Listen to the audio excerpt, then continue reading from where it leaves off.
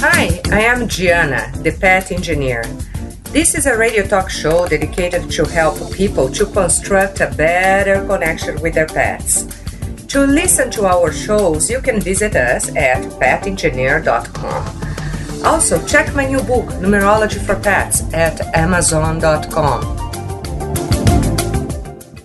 Today, I have Flash Silvermoon with us, who is a spiritual Renaissance woman and an animal communicator. Flash has a very special dog called Happy, and she has an amazing story to share with us. If you want to know more about Flash Silvermoon and her work, you can contact her at 352-475-2432 or visit her website at flashsilvermoon.com. Hi, Flash. Thank you for participating in the Pets Engineer show. It's a pleasure having you over here with us. Well, my pleasure. There's nothing I like to do better, really, than talk about the animals. Oh, aren't they wonderful? They are. And my little bundle of joy, Happy, is sitting right in front of me with the biggest smile. And you've seen her smile, so you know. Yeah, well, we're going to be talking about her in this show as well. Anyway, yes. Can you tell me a little bit about yourself and how you got your dog Happy? Well, I'm a long-time animal lover and animal communicator, and I lost the last dog before I got Happy, maybe a year and a half or so before I got her, and I was biding my time. I knew it was just a matter of time before I did get another dog, but I wanted to be ready, and I had gone to Pet Finders, which is a wonderful, wonderful place online to find the animal of your dreams. And I knew I would adopt, because that's what we all should do. And I looked around. You say what kind of animal you're looking for. I mean, you can be really, really specific. And I knew that I was looking for either a golden retriever or a flat coat retriever. And Happy is actually both. So when I saw that there was a puppy available and her face was so precious, that was both of what I was looking for, I thought, I think this is it. I don't know if I'm ready for a puppy, but this feels like my dog. And I knew before I even went online that night, I said, tonight I'm finding my dog. With the name Happy on it, I thought, well, if I couldn't stand a little happiness in my life, I tell you, great name, great dog. Let me call up immediately and go meet her. And I went. She was about an hour and a half, 2 hours away from me. And I brought a friend to make sure I didn't just, and she was a psychic too, so that she wouldn't just, I wouldn't take the wrong dog. I wouldn't just say, oh, they're cute, I'll just take one.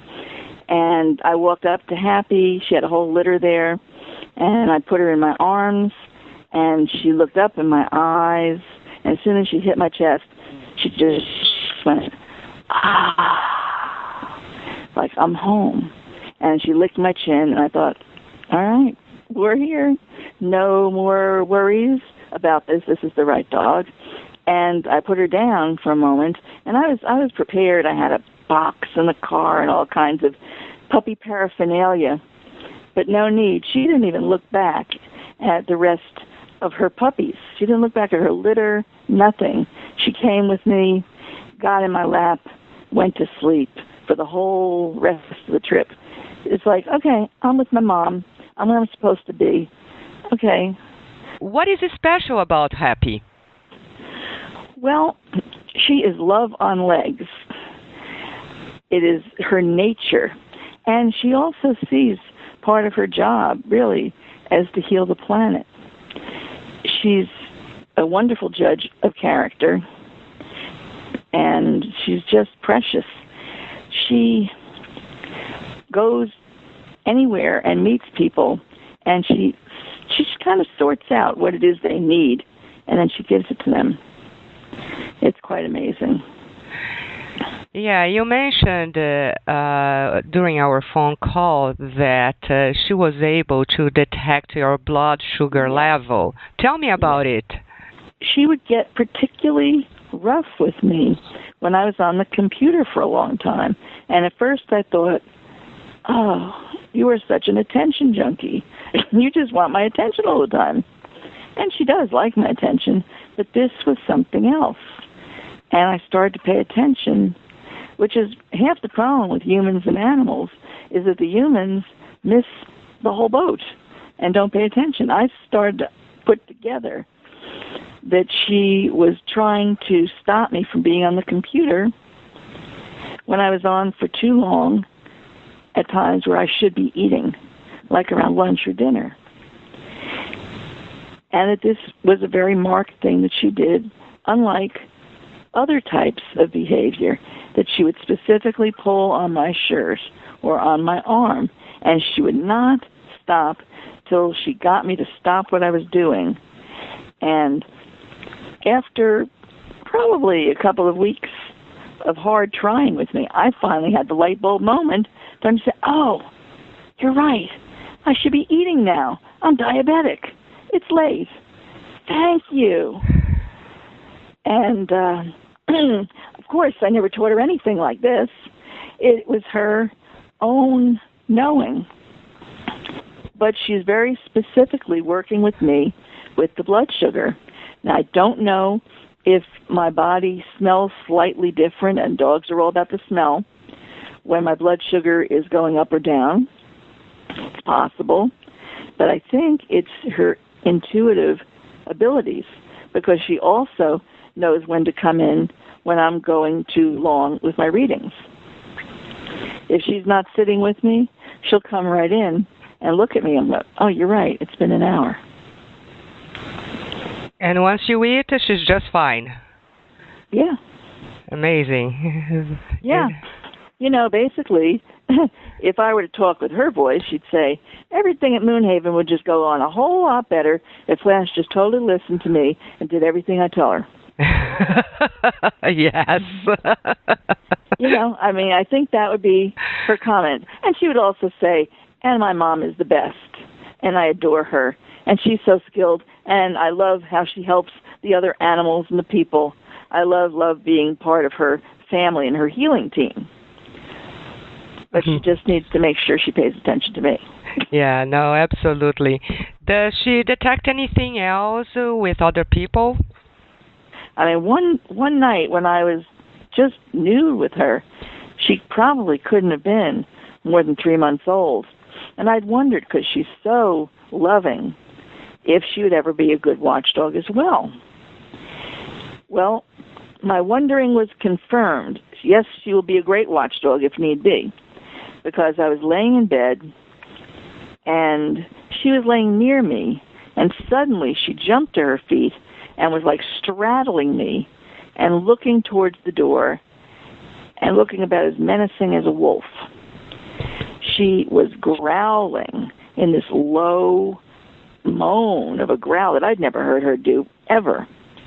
And she was just a puppy still, but she was as ferocious looking as a wolf. And she was straddling me. And to my knowledge, there was no one outside. There, you know, I don't know if she saw a spirit or felt an animal outside that was menacing. Whatever it is, she hopped too as a puppy and was very convincing. I don't think anyone would have come near me with her being the way she was. Oh, wow. So I know that even though this dog has never bitten a soul, acted negative toward anybody, that showed me, yes, in fact, should there be a problem, Mom, you're covered. Well, she seems to be a very, very special dog. She is. I bet. And there are any messages or lessons learned about your experience with pets you'd like to share with the listeners? Sure. The main thing that I think that people really miss on is that we are not above the animals. Yeah, we may have some different brain functions, but as we're all enlightened beings. And like people, some of us have more of an elevation than others. some of us have more talents and different talents than others. And it's like that in the animal world as well. And then there's usually a shift. But this understanding that we are not above them makes all the difference in the world, because we need to respect where they're coming from, that they do have feelings. I saw an expert who was probably paid many thousands of dollars to do a TV spot and many years of garbage research. And he comes up with a brilliant point, and he says, I've discovered after many years that animals indeed have feelings.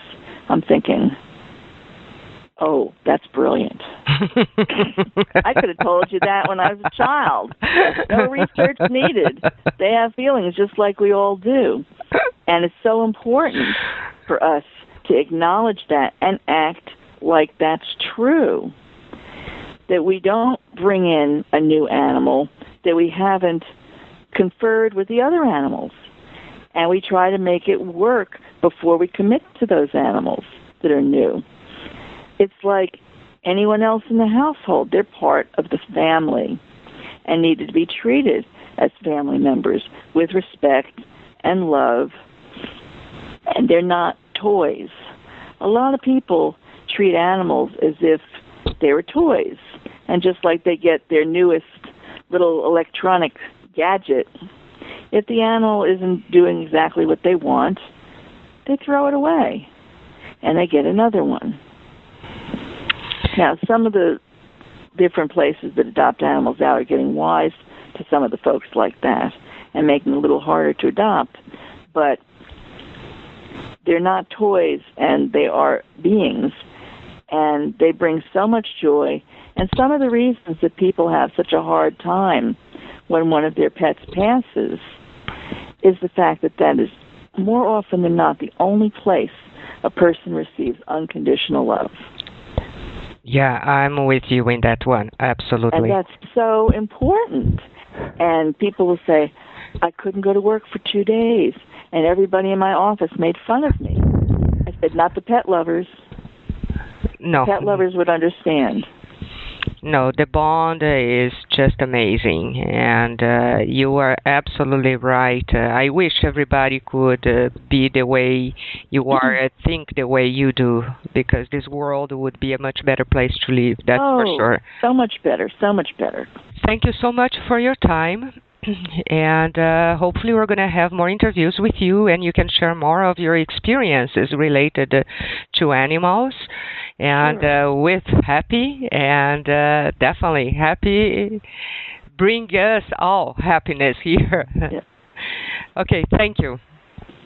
To listen to our shows, you can visit us at petengineer.com. Also, check out my new book at numerologyforpets.com.